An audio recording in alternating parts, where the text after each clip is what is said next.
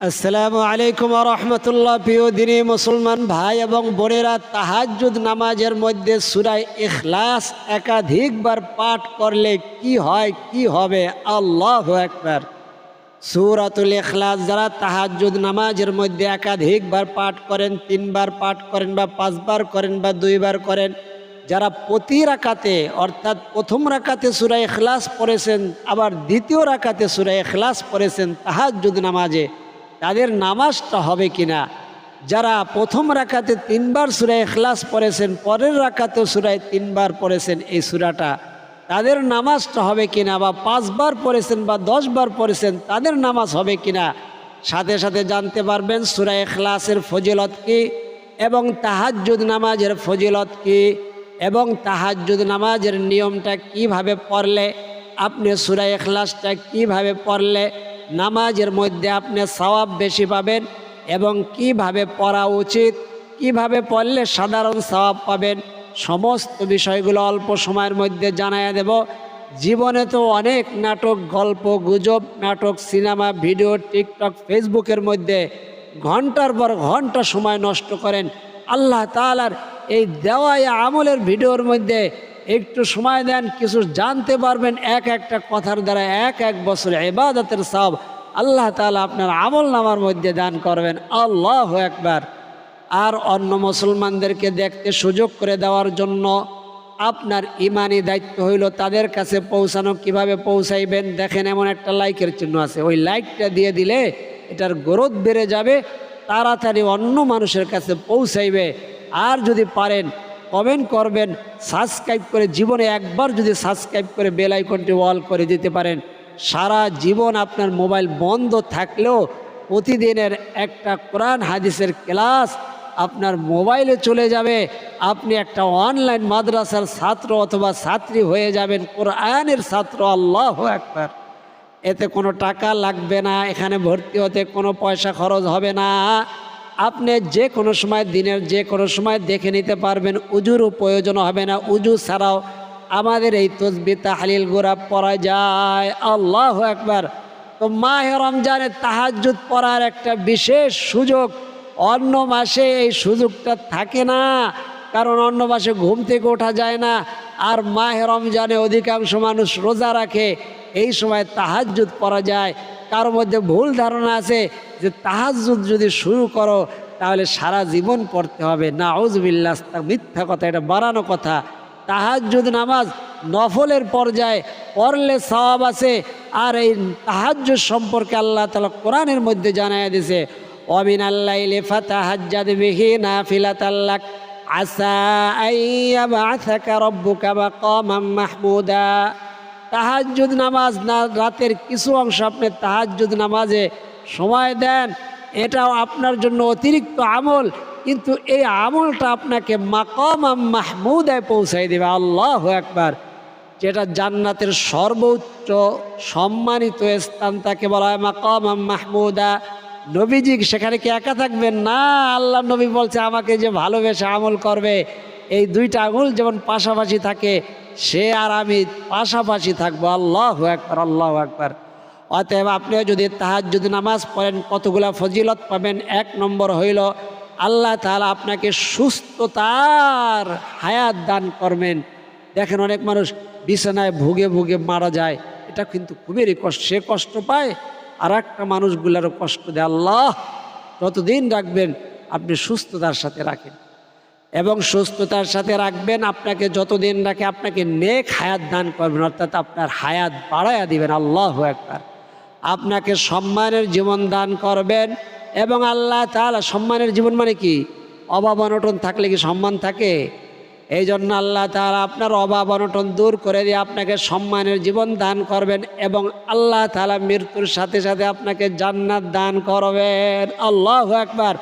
আর এই সময় আল্লাহ তাআলা তার আরশ ছেড়ে দিয়ে, আল্লাহর আরশ ছেড়ে দিয়ে 7 আসমান পাড়ি দিয়ে,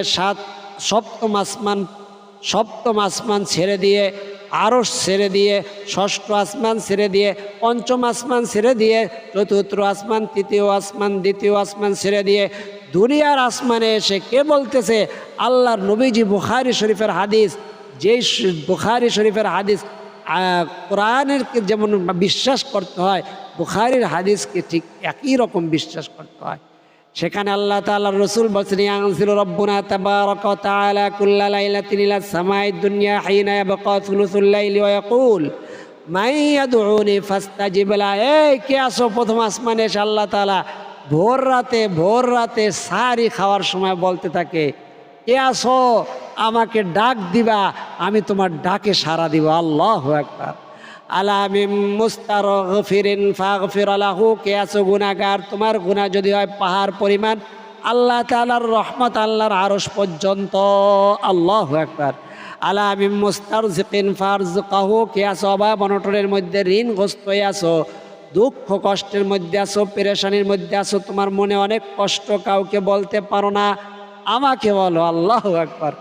যাদের ভাঙা মনে আল্লাহ বসেন, ভাঙা মনে আল্লাহ আসেন। আল্লাহু আকবার।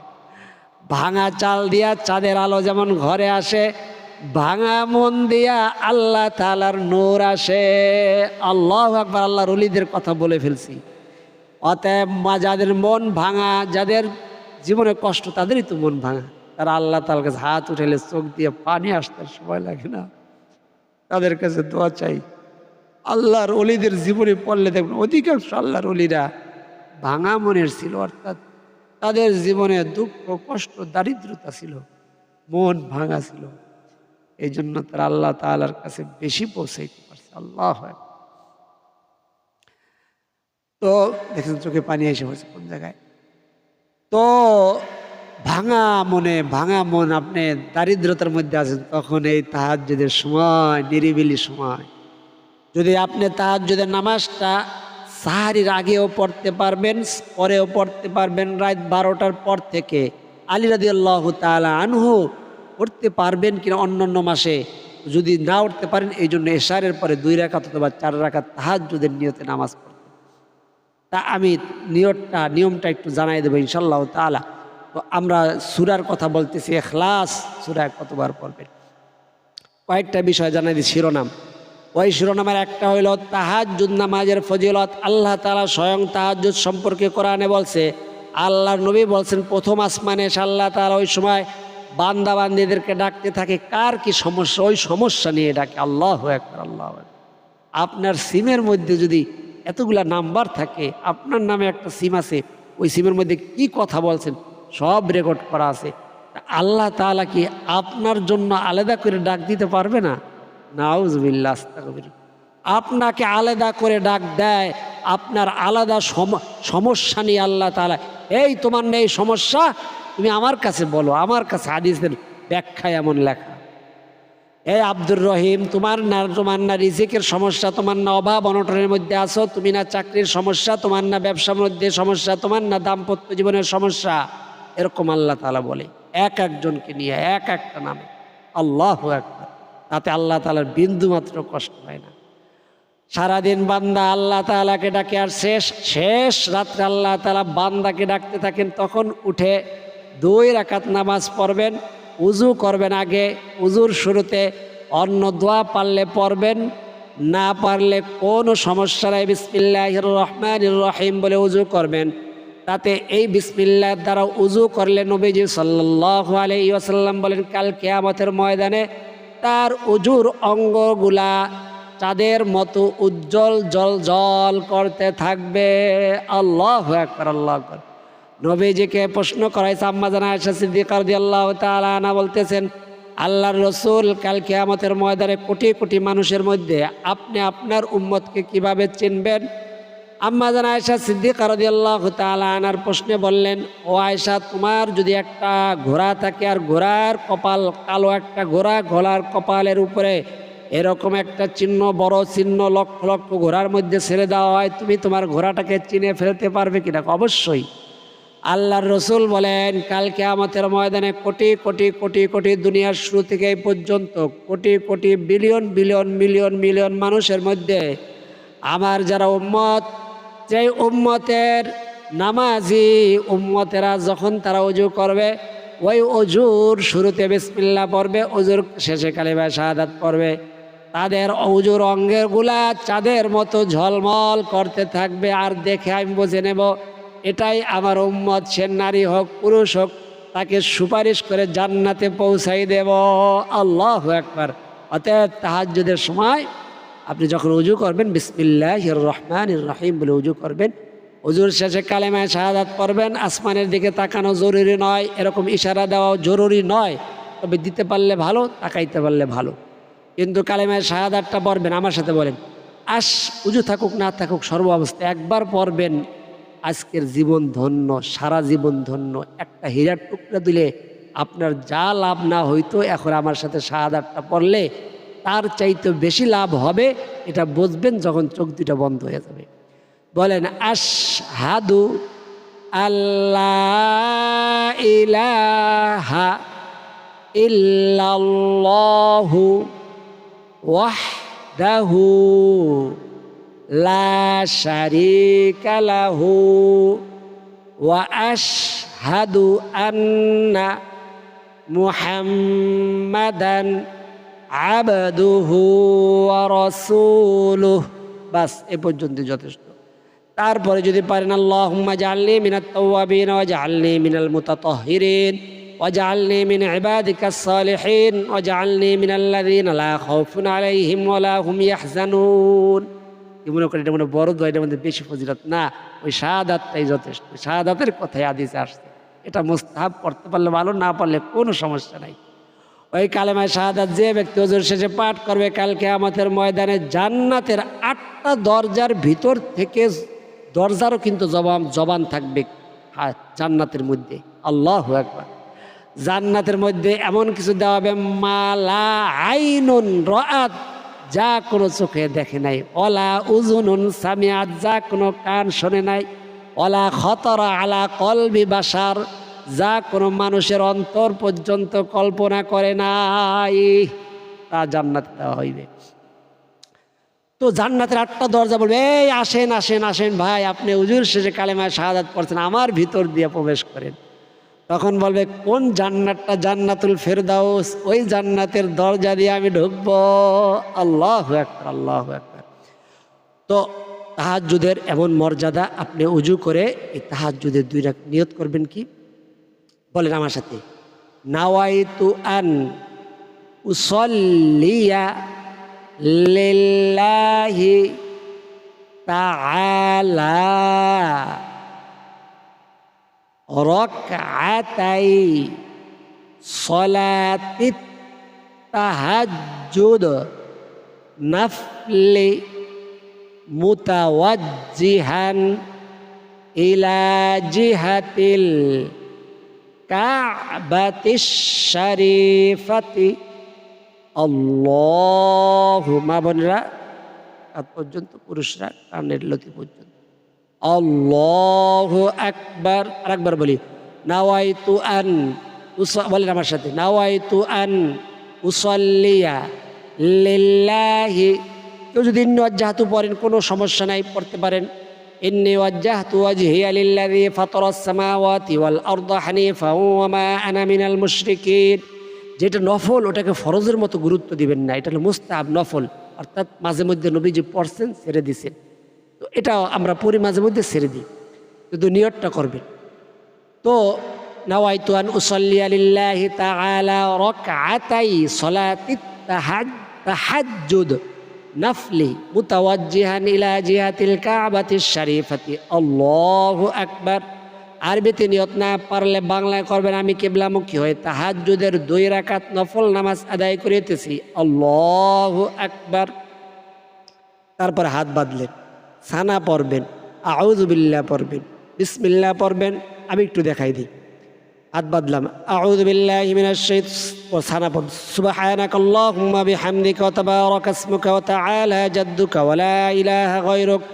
أعوذ بالله من الشيطان الرجيم. بسم الله الرحمن الرحيم.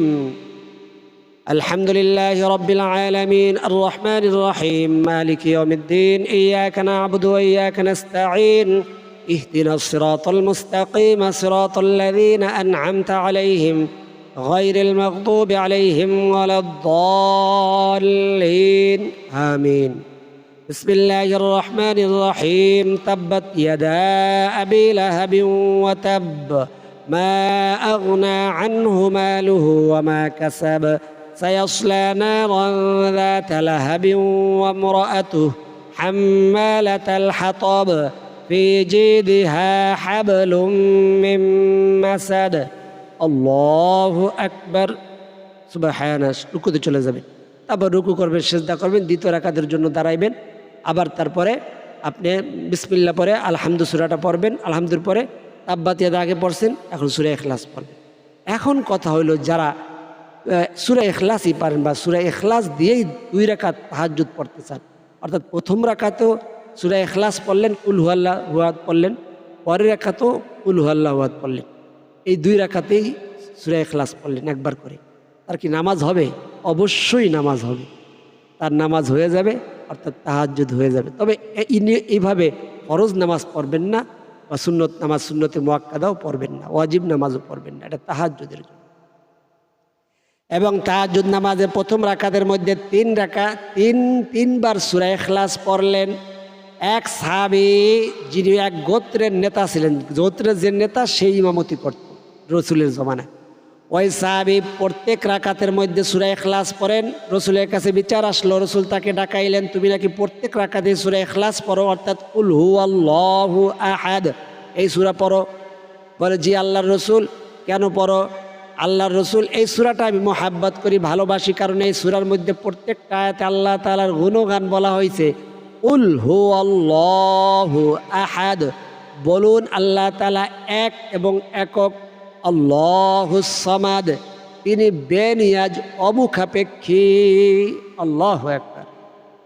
লাম ইয়ালিদ ওয়া লাম ইউলাদ, তিনি কাউকে জন্ম দেননি এবং তিনি কারো থেকে জন্মগ্রহণ করেননি।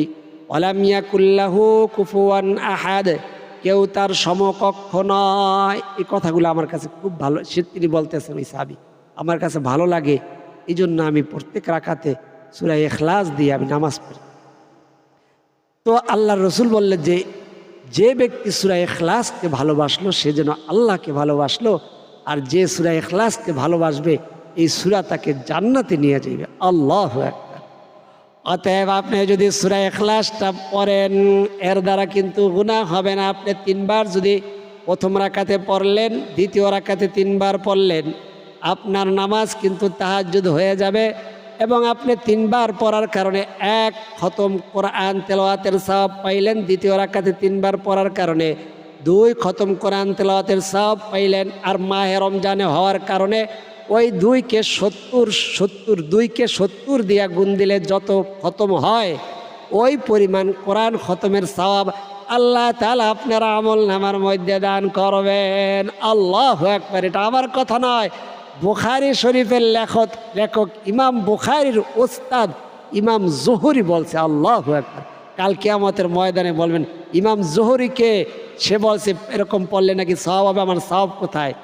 কিন্তু এমন বলার প্রয়োজন হবে না, ইমাম জোহরি যা বলছে কোরআন হাদিস দেখেই বলছেন। আল্লাহু আকবার।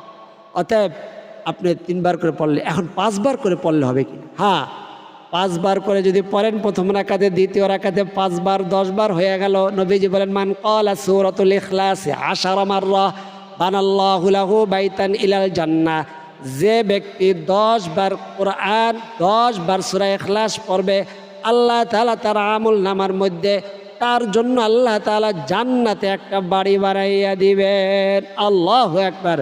ওমর রাদিয়াল্লাহু তাআলা আনহু বললেন, আল্লাহর রাসূল, তাহলে তো এই ওমর বেশি বেশি জান্নাতের মধ্যে বাড়ি বানাইবে। বললেন, ওমর, তুমি পড়তে পড়তে কোনো এক সময় ক্লান্ত হইয়া যাইবা, কিন্তু আল্লাহ তাআলা তোমাকে দিতে দিতে আর ক্লান্ত হবেন না। আল্লাহু আকবার, আল্লাহু আকবার। তো প্রথম রাকাতে আপনি 10বার পড়লেন, দ্বিতীয় রাকাতে যদি 10বার পড়েন, প্রথম রাকাতে 5বার পড়লেন, দ্বিতীয় রাকাতে 5বার পড়লেন, 10বার হয়ে গেল, 3 খতম কোরআন তেলাওয়াতের সওয়াব পেয়ে গেলেন। এখন প্রথম রাকাতে আলহামদু সূরার পরে 10বার পড়লো, দ্বিতীয় রাকাতে আলহামদু সূরার পরে 10বার পড়লো, নামাজ কি হবে? অবশ্যই নামাজ হবে। এবং তার আমল নামার মধ্যে আল্লাহ তাআলা তাহলে কত হয়? 3 3 6 6 খতম কোরআন তেলাওয়াতের সওয়াব দান করবেন। মাহে রমজানে হওয়ার কারণে ওই 70কে 6 দিয়ে গুণ দিলে যেই কয় খতম হয় সেই কয় খতমের সওয়াব আল্লাহ তাআলা আপনার আমল নামার মধ্যে দান করবে। অবিশ্বাসও লাগে? নাউজুবিল্লাহ, আস্তাগফিরুল্লাহ। আল্লাহর রসুল বলছেন সহিহ সনদে বুখারী শরীফের হাদিস, কেউ যদি মায়ের চেহারার দিকে মায়ার নজরে একবার তাকায় তার আমল নামার মধ্যে একটা কবুলিয়াত হজের সওয়াব দান করবে। সাহাবায়ে কেরাম আশ্চর্য হয়ে বললেন, আল্লাহর রসুল কেউ যদি 100 বার তাকায়? আল্লাহ তাআলার রসুল বললেন 100 বার তাকাইলে আল্লাহ তাআলা 100টা কবুল হজের সওয়াব দান করবে। আল্লাহ তাআলার কাছে কোনো ভান্ডারের কোনো কমতি নাই। সবাইকে যদি দেয় পরিমাণ বিন্দুমাত্র ফোঁটা পরিমাণ কমবে না আল্লাহ তাআলার সম্পদ থেকে। অতএব আপনিও যদি এইভাবে আমলটা করেন নামাজটা হয়ে যাবে এবং এই পরিমাণ নেকি পাইবেন। আল্লাহু আকবার। জানাই দিলাম তাহাজ্জুদের ফজিলত, সূরা ইখলাসের ফজিলত, সাথে সাথে নামাজের মধ্যে কিভাবে পড়বেন সেটাও জানাই দিলাম। তো আপনি সকলের জন্য দোয়া করবেন, আমাদের জন্য দোয়া করবেন। আল্লাহ তাআলা সকলকে যেন এই মাহে রমজানের পুরো মাস তারাবি পড়ার, পুরো মাস রোজা রাখার, সবাইকে যেন আল্লাহ তাআলা সুস্থ থেকে পুরো মাস রোজা রাখার, পুরো মাস সঠিকভাবে তারাবি পড়ার, সঠিকভাবে তাহাজ্জুদ পড়ার তৌফিক দান করেন। সকলে বলি আমিন। আমার জন্য সকলে দোয়া করবেন, আপনাদের জন্য চোখে পানি নিয়ে, আমলের পরে চোখে পানি নিয়ে দোয়া করি, তাহাজ্জুদের সময় দোয়া করি, ইফতারের পূর্বে মুহূর্তে দোয়া কবুল হওয়ার সময় ওই সময় দোয়া করি, ওই সময় দোয়া করবেন। আল্লাহ রাব্বুল আলামিন আমাদের সকলকে কবুল করুন। আজ এই পর্যন্ত। আল্লাহ তাআলা চাইলে পরবর্তী আমলের ভিডিওতে আবার দেখা হবে। সেই পর্যন্ত সকলকে আল্লাহ তাআলা ভালো রাখুন, সুস্থ রাখুন, নিরাপদে রাখুন, এই দোয়া করি। আমিন। আসসালামু আলাইকুম ওয়া রাহমাতুল্লাহ।